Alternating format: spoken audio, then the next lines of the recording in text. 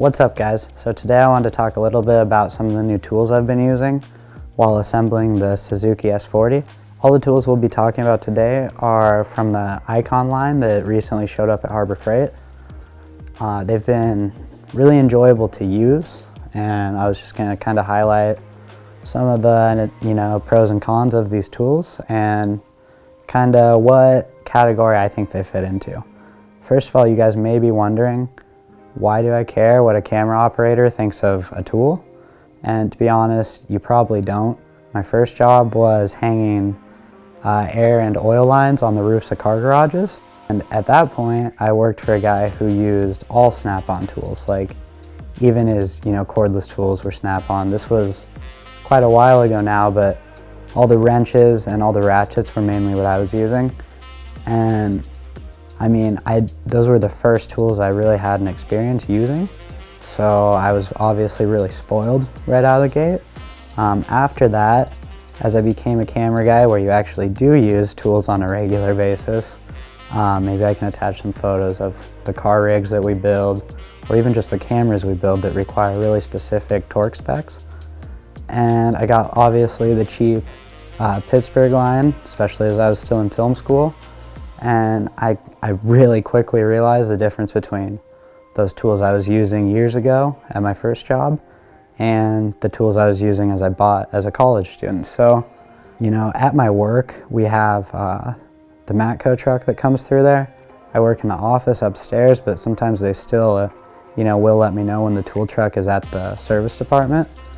And it's kind of just, I couldn't see myself spending $150 on a set of screwdrivers or what have you. And so I was stoked when I saw this tool line because I thought the price seemed like that's a price point that I feel is fair for me to be paying for tools. And if the quality is like even I'm in marketing, so if the quality is even half of what they're marketing it as, then that's a win for me. So sorry about the long intro, but let's get into this. We can start out with these ratcheting wrenches. So if we get out a 19mm in this Icon, obviously it's way larger than the tools I've worked with recently, just the Pittsburgh tool line. And the first thing I notice is that there is a switch here, which you don't normally get in the ratcheting Pittsburgh wrenches. This is a flex head, but it would still be the same if it was just the Pittsburgh Pro or Pittsburgh line. There's not going to be a switch. So to reverse the motion of this tool, you're gonna end up flipping it over and over again sometimes during assembling a bike or whatever you may be doing, tensioning a chain, doing a ton of this, right? With a tool like the new Icon wrench, the switch, or like you see in a lot of gear wrench and Matco designs, every time I'm doing this is potentially scratching or chipping or doing some sort of damage to a freshly painted or ceramic coated surface on the bike. So these have been awesome for that purpose. I still have just the Pittsburgh Pro ratcheting, closed-end ratcheting wrenches in my toolbox that I take with me to the track. And I'm definitely starting to notice now, I prefer working on bikes here in my garage, and it's mainly because of these wrenches. Like, just the sheer size difference, the fact that nothing skips. I'm not going between a T-bar and this wrench when I could just be using the ratcheting wrench the whole time. Yeah, they've been very pleasant to use, and again, just the larger size tools gave me so much more torque. It's like easier on my hands, easier on whatever, so it's been really good in that sense. Now we'll go to the screwdrivers, but you'll see across the entire lineup that they have these nice cases that come across all sets of tools that they're selling right now. The ones for the ratchets I'm not using, but they're just too beefy to hold one ratchet, and it's a waste of space. But for the screwdrivers, it's been great. It's still a little bit large. These screwdrivers are huge. That's the first thing I noticed. Like, I don't have huge hands, but while using it, I noticed that they're much larger than any of the other screwdrivers I've used recently. So if we were to compare, well, here's a screwdriver everyone's pretty familiar with, or you should be if you waste your time watching these videos, the Japanese industrial screwdriver, or JIS. And so if we were to get a similar sized Phillips head, you can see just the difference in the size on the handle on these is unreal, and it makes it quite a bit easier to grip and grab. Granted, these are from Amazon. If anyone knows of a high-end version of these, please let me know.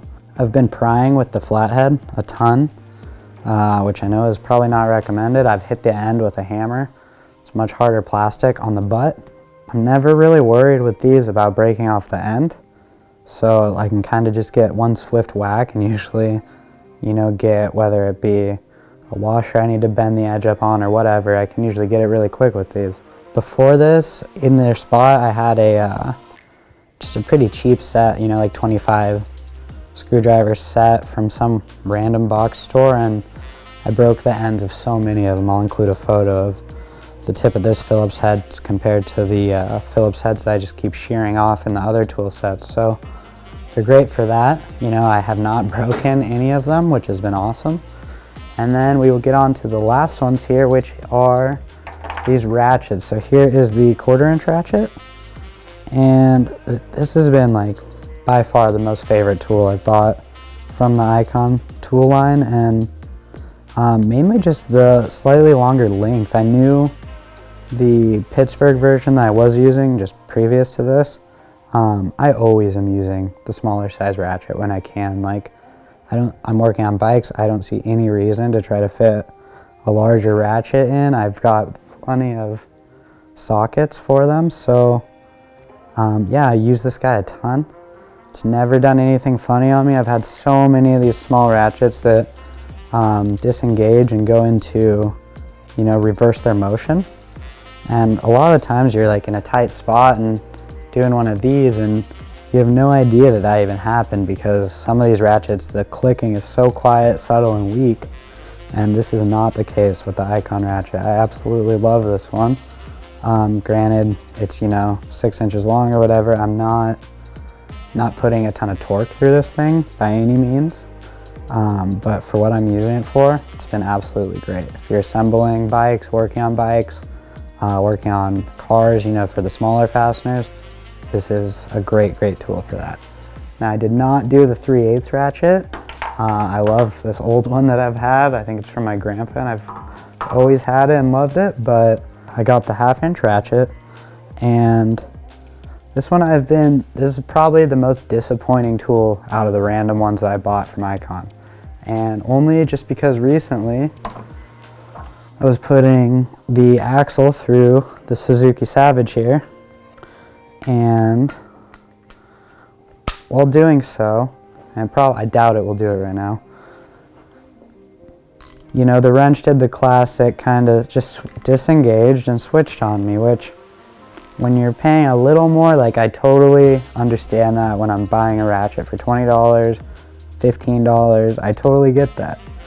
But I kind of expected a little more. What's really nice is that you never accidentally back out the fastener without it reversing. But you know, some of them, there's too much tension on the teeth, so you're spinning the fastener both ways. That never ever happens with these Icon ratchets or ratcheting wrenches. I've noticed the backspin tension on all of them is like adjusted really properly. But yeah, I mean, I'm not exactly sure. Can't imagine it was user error. It's a very simple tool, but that was my one complaint, and it happened one time, so maybe you guys let me know if I'm complaining too soon. But yeah, I mean, all in all, super solid tools, noticeably larger size tools than any of the Pittsburgh lines. So like, if you're like me and you had cheap tools in your screwdriver drawer, you had cheap screwdrivers, chances are the Icon ones are larger than the cheap ones that you would potentially be replacing. So keep that in mind.